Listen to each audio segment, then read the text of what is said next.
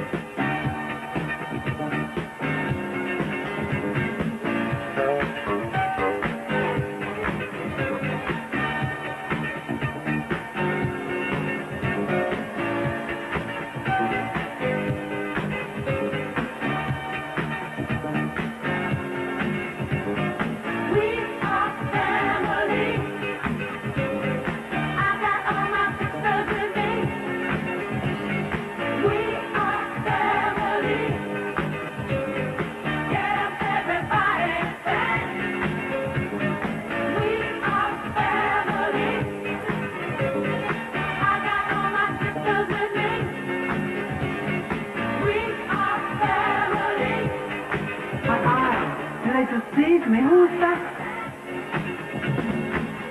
Oh, my God, she looks gorgeous. Gorgeous, gorgeous. It's all right. Oh, she looks much lovelier than she looked last week. Was she here last week? Yes, she was here. She was here every night. Really? Were you here every night? I suppose you are working overtime. You mean we have to help? He never had that much hair on him in his life. Never. It's a fur coat, darling. Oh, I'm so sorry. You must be drunk again.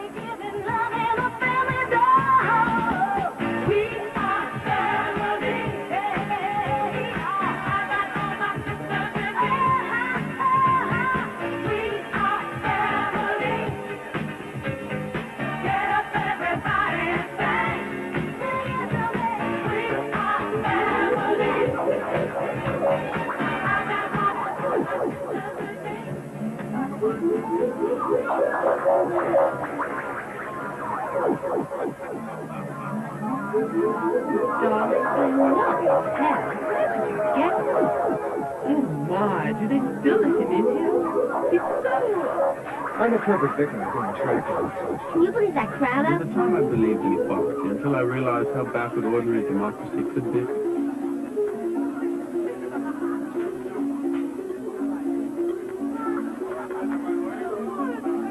I mean, our energy is really live. Una metodologia. Ah, ma siamo andati senza fine fino al grunge, poi dopo quel posto non tornano un po' più. Darling, you don't understand. I am a superstar. I've topped the charts in Holland, Belgium, Italy, Greece, and France for 3 weeks now. Did you see that classless bitch I took home last week? There she is with her sensible shoes. Sensible shoes. Like a baby whale in bed. Thank God she left before I woke. What a nightmare.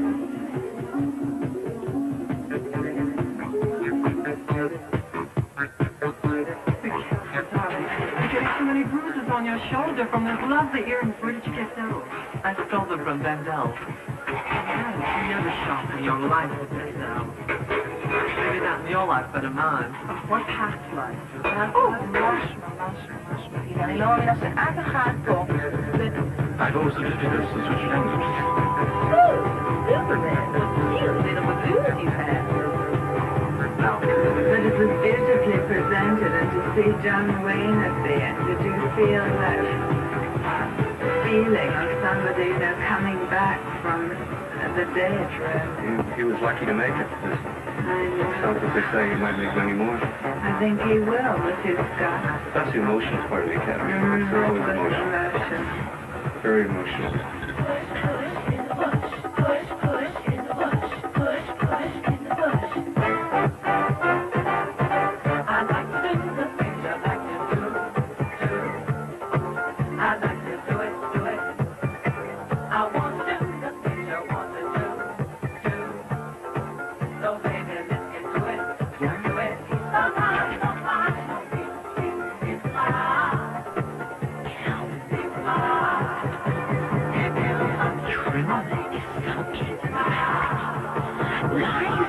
Is with Mark, and I saw Sarah holding up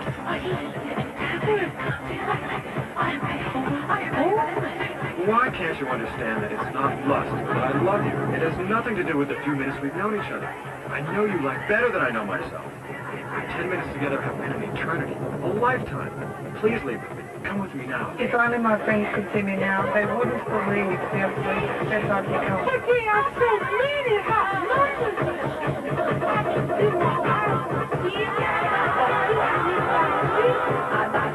Goodness, your black ball is rampant, sweetheart. I'm taking roses for you right now just to get in. Paparazzi. Ah, l'eccesso.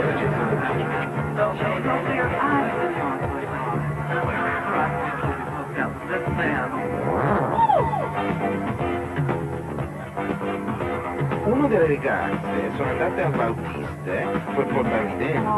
My dream for so long.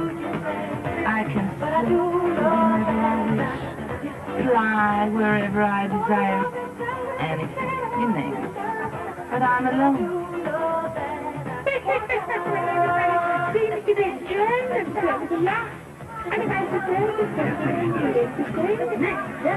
I'm just going to the boat.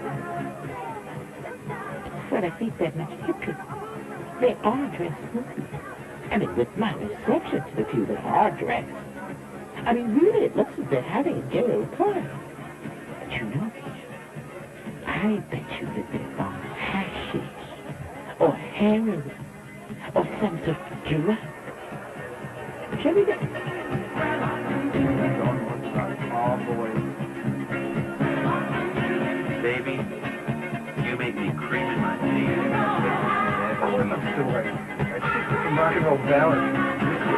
But who am I to stand in the way of progress? Here, listen, how does it sound? It's being recorded this week. Hold on, listen. Baby skater, come with me. I am macho. I want to skate with you. Come skate with me. Roll your wheels over me, squash me. To the disco beat, sexy ring, and roller skater. And then it goes on. Blue, lots of blue, Steve. Lots of blue. Lots of blue, Steve. What does it do? Tell me, have you been clipped yet?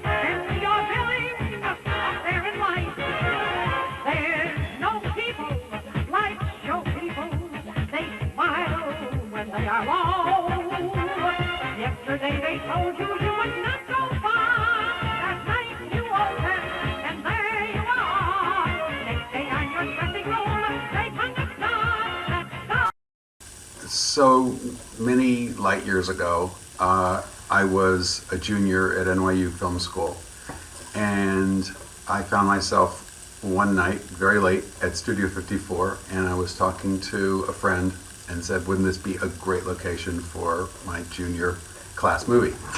And that got mentioned to a busboy, and mentioned to a waiter, mentioned to a bartender, and somehow, suddenly, I was sitting in front of the general manager of Studio 54, Michael Overton, who went on to run all of the Ian Schrager hotels, but at the time was 24 years old and was just himself out of film school at NYU, and so he did a favor, and he gave me access to the club for the movie. And I went back to my class and said, everyone has to try to vie to try to get their movie. And I said, I've got a location, Studio 54. And so I got to put together a nice little group of people, including a fantastic woman named Susan Sharpiro, who was my camera person for it. And anyway, a million years later, our footage turns out to be the only film footage that was actually shot on location there, because everything else was broadcast video. And even if it was 60 minutes or anything, they just went in with this, high quality at the time. But since then, it's deteriorated.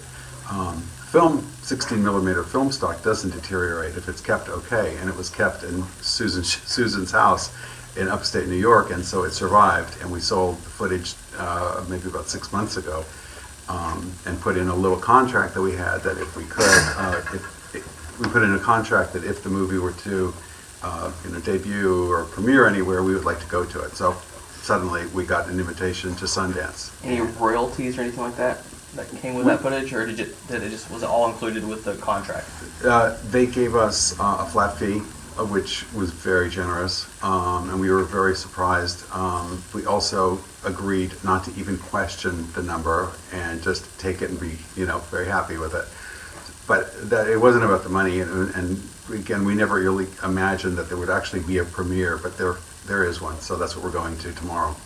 How excited are you that, something that you shot many, many years ago is now being brought back into light? And I mean, personally, I'm 24. I never actually heard of Studio 54 before, so you're kind of teaching a new generation about this kind of crazy type nightclub that happened. It closed forever ago, Yeah, the nightclub was important at the time, because anything that is happening is always important at the time. But over time, we look back and we see that it had elements that were pretty sensational, including that at the time, New York was just coming out of a very, very low moment. And so the world was very ready for something exciting. Disco music was happening. And then, the forces of some really powerful people in New York putting together a sensational-looking club that didn't look like anything else, and basically it just kind of burst on the scene with this impact of celebrities. Like Bianca Jagger rode a white horse into her party for her birthday. Things that just got the attention of everybody in the world. And again, as a young kid, I somehow managed to get in, I was going to ask you that. How did you get in? I was just a face in the crowd. The thing I learned about getting in and how did I get in? I was just a face in the crowd. The bottom line is that if you just, there's no bottom line. How did I get in? I was just a face in the crowd. And I got called out, by Steve Rubel or Mark Beneke, whoever was the doorman at the time. And you get called. You have 1 second to appear at the door, and if you're not chosen in that second, you may as well just go home. And it was quite a mob scene every single night there. And was it really hard to get into it? Was that the thing? Was it? It was probably the hardest club to get into, and no matter who you were, there was no guarantee. Of course, if you are, one of the Mick Jagger, you're going to get in. And it wasn't just for celebrities. It was about a mix of people, and they were creating a mix at the door. And that's why you would see people, a whole cross-section of New York put together in this room for an exciting night. And so you were in a mob scene outside. You got called in, you walked through this dark corridor that was very, very dark, and then all of a sudden, pow, you're in this room. And the energy and the feeling of getting in there was at least half of it. So the movie that we shot, the idea was to show in 15 minutes what this experience was like, because as a location, it was more than a location, it was actually the star of the movie. And it was about trying to get in. It was about being outside. It was being in this insane crowd of just people pushing and calling Steve's name and saying, I'm on the list, and just putting their hand up. And each time they put their hand up, they're hoping that that's the one time that they're going to get noticed, but it doesn't happen after you're spotted. So we made a big deal about spending time outside and being in the crowd and trying to figure out what that psychology was like for the people. Like, you know, no one wanted to admit defeat, but it happened pretty instantly if you didn't get called right in. Then the idea of going into the club was all about you know, just like the celebration that night. And so the music was cool, but you also saw celebrities, and celebrities weren't interfered with, and everybody was just partying. Partying hard too, right? That was like the whole thing behind it, was that there were drugs involved, and then this was many years ago, but there were drugs involved, and there was like a lot of the stigma surrounding the club. Can you talk a little bit about that? I don't think that there was anything unique about drugs in Studio 54 versus like Miami in the Coconut Grove Hotel or any other place, including Paris or London. I mean, drugs were part of the scene at the time. You know, this was like in a pre-AIDS era, and we saw how that all ended up not so great. So I mean, it did have its payback. But at the time, it was a pure escape, and the music. If you listen to disco music, you know, and it's antique now, but it's pretty wildly produced, and you had hits that people knew in the clubs that were not even played on the radio, and so you had a very large disco following.